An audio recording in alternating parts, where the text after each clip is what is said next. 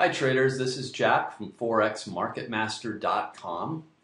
I want to let you know before we get started here, if you hear some roosters and chickens in the background, I live on the north shore of Maui, and if you've ever been for a visit here in this area, you will know that there is an abundance of roosters and chickens out here and other kinds of wildlife.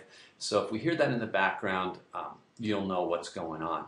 Anyways, let's get started. So today we're looking at the Aussie dollar Japanese yen pair, and we had a really good opportunity here for a pin bar long setup that not necessarily showed itself on the daily chart, but definitely showed up on the 4-hour, and we're going to get to that and why we need to drill down in a top-down fashion on our charts for an analysis. So let's take a look at what's going on here. First off, we have our trend.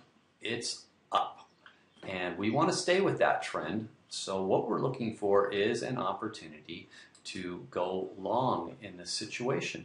We have a resistance area above here, and we have a support area below, which is what we're looking at. Now, of course, previously, we've had price break through that, and it traveled upwards till it hit resistance and formed a beautiful pin bar to come down. And this is the one thing I was looking for in a trade of this nature. And that is, we find this pin bar, price comes down, we're looking for a retrace because we are looking to go long. So we had a nice retrace and it came down to support. I set alerts for approximately 25 pips above this area right here because remember, I'm looking to go long on this. So once we met this criteria, I want to be looking on the 4-hour chart. So let's go down to that 4-hour chart and see what was going on. Here was our area that we were looking at. We had our resistance area, we have our support area, and from there, this right here is where that a previous pin bar took place. We watched price travel down, and what are we looking for? We're looking for another entry signal off this support area to get long, and we found it here with this pin bar right here. That's the pin bar we're looking at. So how would we decide to get into this trade? Well, we had a nice bounce off of this support area right here, and my entry would be at the close of this candle right here, this pin candle. So I would set my entry for as close to that close as I possibly could and set my stop to just below this area right here. And that is about 30 pips or so. Now, at this point, we just need to give it some time to run. We're looking at getting at least 2-to-1, if not 3-to-1 or better.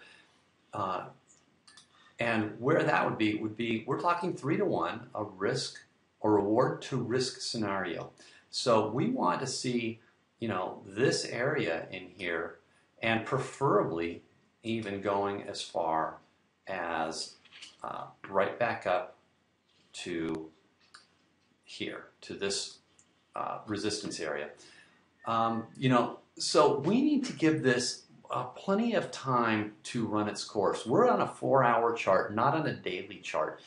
So it's not surprising that price moved up to this recent resistance area of a very small swing low here, and it reacted, came back down, retested again our support area right down in here, and moved back up, forming a small, what do we got there? Let me find my tool here, my line drawing. Okay, forming a small flag. So we had this, and it broke out. So actually, it's a little channel thing as well, depending on how you want to call it. But many times when price is coming up, it'll fall into this pattern and it will break right out in the same direction that it came out in. So once we gave this time to get out of there, it traveled and went up and easily hit, whatever target we're actually thinking of up in here. Now we may have wanted to wait up here. I personally would move my stops up to this. Once it broke out, I would move my stops up to this previous resistance level here and see what happened. So in review, what we had, once again, we had resistance on the top, we had support down below, we had a trend heading upwards, we had reaction from resistance driving price back down, we had a reaction off of support in the form of a pin bar. So we've had confluence, we've had what we want. We have a support area, we have a pin bar, we need our entry, which would have been here at the close, our stop loss below support. We had a nice reaction off of this previous swing low.